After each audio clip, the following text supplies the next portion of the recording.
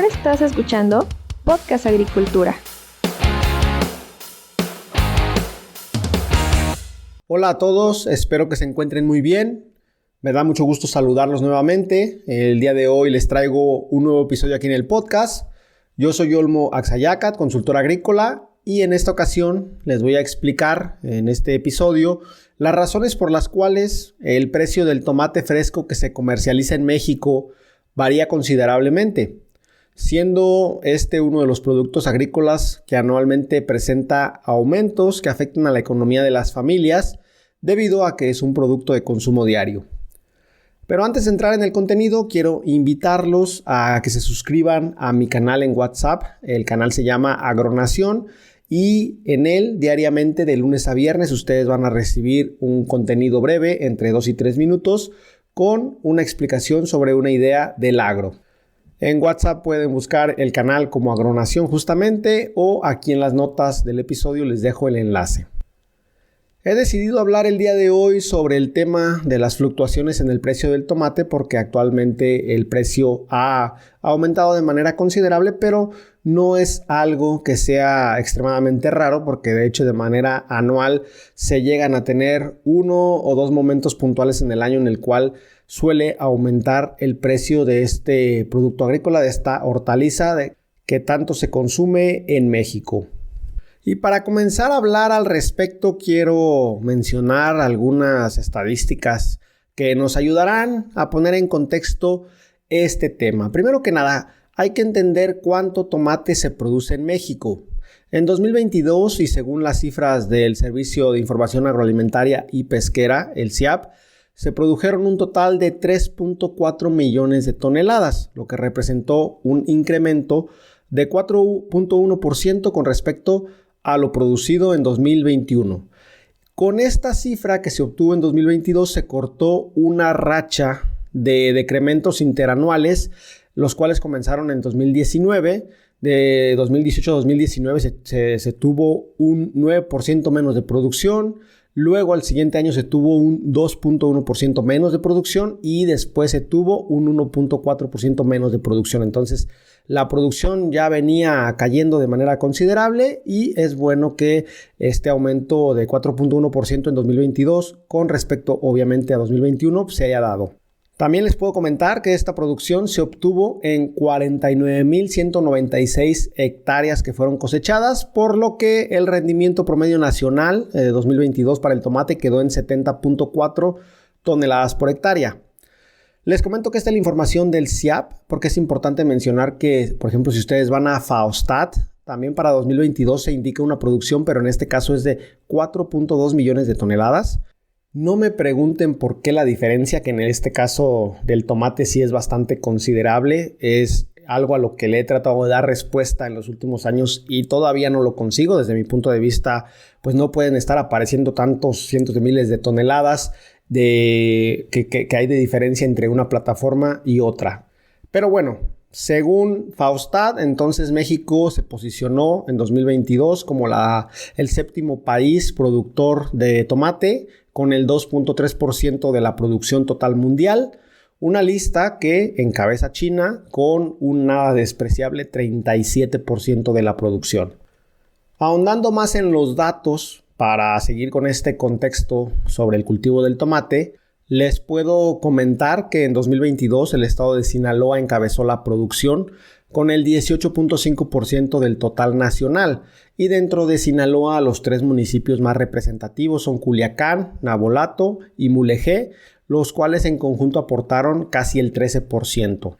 Y a Sinaloa le siguieron San Luis Potosí con el 12.9%, Michoacán con el 9.4%, Jalisco con el 5.9% y Baja California Sur con el 5.3%. Por lo tanto, estos 3 estados que te acabo de mencionar representaron el 52% del total producido. Y ahora que ya les comenté dónde se produce, ahora vamos a hablar sobre cuándo se produce el tomate en México. La temporalidad de la producción en los últimos 3 años, de 2020, 2021 y 2022, indica que octubre es el mes con mayor volumen de producción. En el caso de 2022, este volumen representó el 12.4% de la producción anual. Luego, en el mes de noviembre, se tiene un volumen ligeramente menor de 11% en 2022, mientras que en diciembre el volumen ya cae a 8.8%. Aquí lo curioso es que en enero se presenta un ligero repunte, llegando aproximadamente al 10.5%. Luego, desde febrero hasta septiembre, la producción se mantiene relativamente estable con un 7.2% de promedio mensual.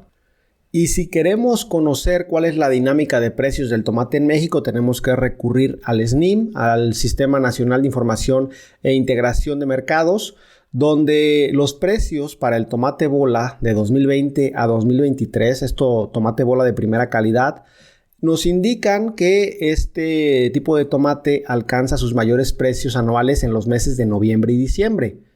Aunque en 2023 los precios durante estos meses no aumentaron como en los años previos, siendo enero, o sea, al inicio del año, el mes con el mayor precio. Luego, desde febrero hasta junio, los precios se mantienen relativamente bajos, aumentando ligeramente de julio a octubre. Para el caso del tomate saladez de primera calidad, los mayores precios se tienen de agosto a enero, aunque principalmente también es en noviembre y diciembre cuando repuntan más, aunque también en 2023 la tendencia cambió y el mayor precio que se alcanzó fue en septiembre. Luego se tiene una disminución de precios entre febrero y julio. Y entonces, ¿por qué te he mencionado toda esta información? Porque conociendo cuándo y dónde se produce el tomate en México y conociendo la dinámica de precios, podemos comprender por qué estos a veces fluctúan de una forma tal que de repente el kilogramo está en 10, 12 pesos y en otro momento está en 40, 50 o incluso hasta 60 pesos. Lo primero que debemos entender para comprender las causas de la variación en el precio del tomate es el concepto de oferta y demanda. Es uno de los principales conceptos, es uno de los conceptos básicos cuando hablamos de economía agrícola. Este concepto nos indica de manera teórica que si nosotros ofertamos una gran cantidad de producto, pues para que ese producto se venda vamos a tener que ofrecerlo a un menor precio. ¿Por qué? Porque al haber mucho en el mercado tenemos que convencer de alguna manera a los clientes y esta manera es bajando el precio para que puedan consumir más, para que puedan comprarnos más de ese producto. Por el lado contrario, cuando nosotros tenemos una escasez de producto, pues lo que tiende a ocurrir es que se aumentan los precios porque al no haber tanto producto disponible en el mercado, pues obviamente hay que poner una limitante o un cierto filtro y subir los precios para que no todo el mundo pues tenga la posibilidad de comprarlo, dado que no tenemos para cubrir la demanda de todo el mundo. Y por supuesto, el tomate, al ser un commodity agrícola, se basa en el concepto de la oferta y la demanda. En este caso, sus precios se basan en la oferta y la demanda. Sin embargo, a veces la oferta y la demanda no es tan simple como te la acabo de explicar. Más adelante te voy a comentar un poco más al respecto. Entonces, con los datos que te presenté para poner en contexto a este cultivo, al menos en México, podemos entender nosotros varias cuestiones. Primero que nada, el mes de octubre es el mes con mayor producción. Por lo tanto, resulta lógico que cuando la producción empieza a decaer, que es en los meses de noviembre, diciembre y enero, se empiece a tener un aumento de los precios. ¿Por qué? Porque hemos llegado, o en este caso hemos pasado, el punto de mayor producción cuando hay más cantidad de producto ofertado en el mercado y cuando los precios son relativamente más bajos, y hemos entrado a una etapa en la que, pues previo a lo que teníamos, que es el punto de mayor producción de la temporada, pues estamos hablando incluso de cierta escasez en algunas regiones, porque ya no estamos en un punto de tanta producción que incluso satura el mercado. Y en este sentido, el estado de Sinaloa, al ser líder en la producción de este cultivo, tiene mucha repercusión en lo que suceda en los precios a nivel nacional, de repente llegamos a escuchar algunos años de que ha habido heladas en Sinaloa o de que hay temperaturas bajas. Esto inmediatamente se traduce en una modificación de los precios, generalmente a la alza. ¿Por qué? Porque si hay una helada y ciertos cultivos o ciertas hectáreas de este cultivo se han visto dañadas, pues obviamente va a haber una menor oferta en el mercado, va a haber menor producto para que los clientes lo puedan comprar y al haber menor producto este va a tener un mayor precio.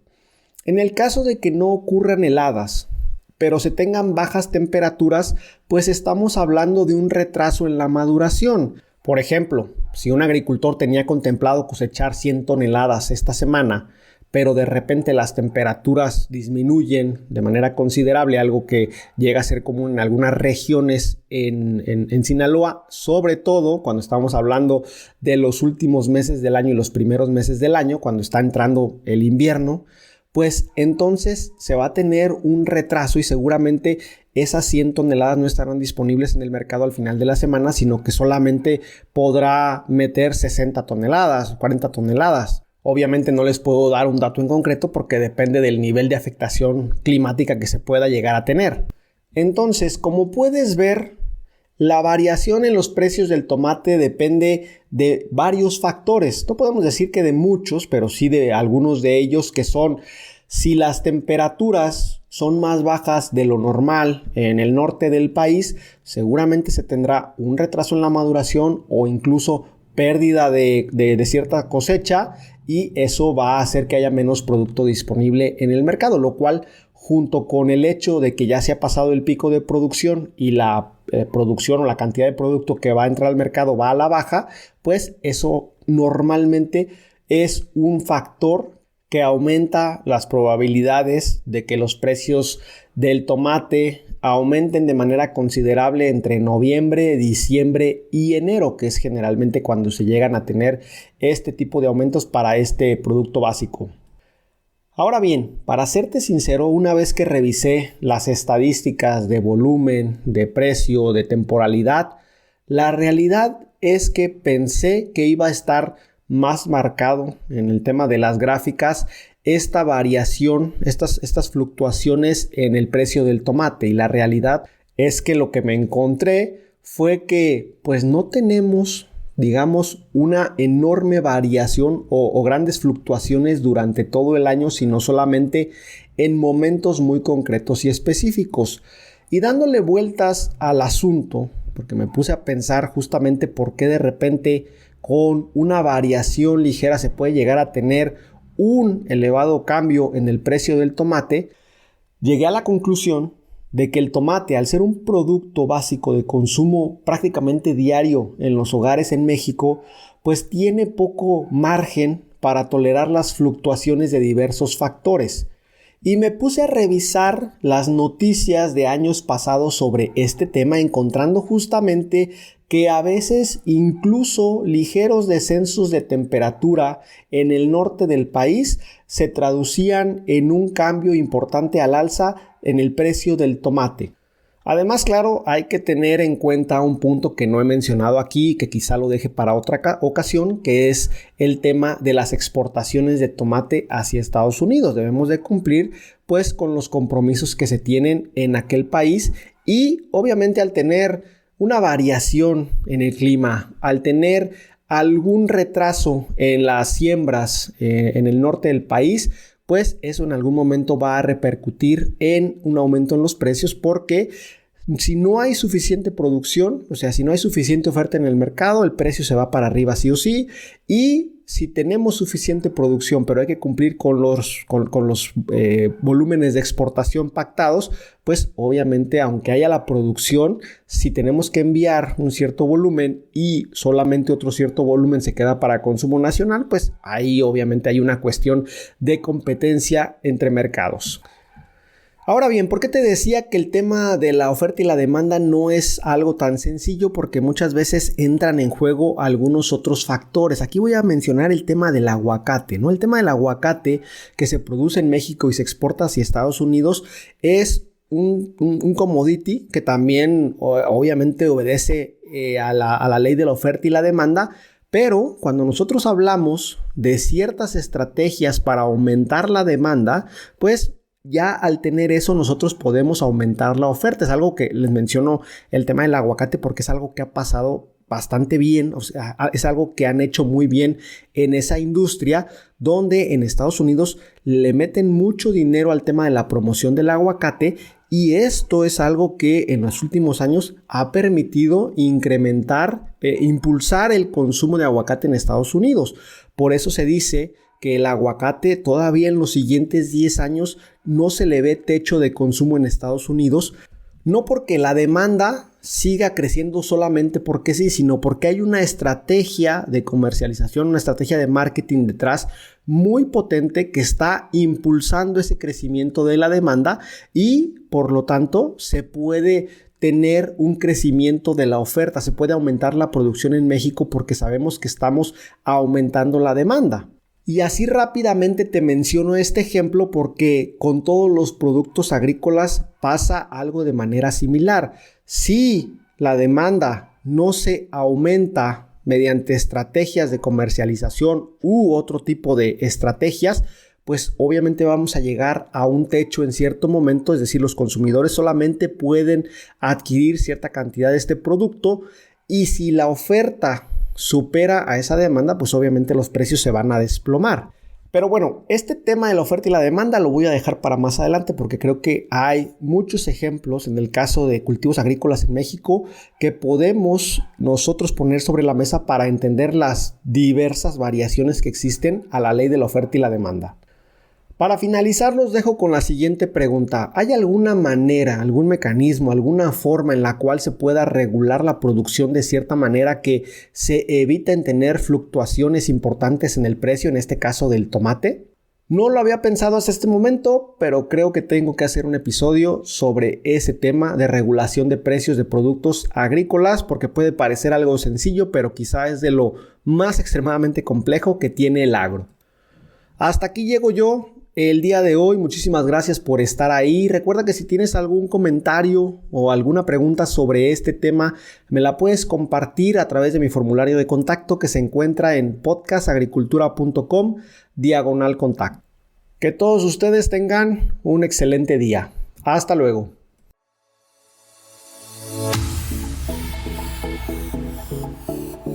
Hemos llegado al final de este episodio. Muchas gracias por escuchar Podcast Agricultura.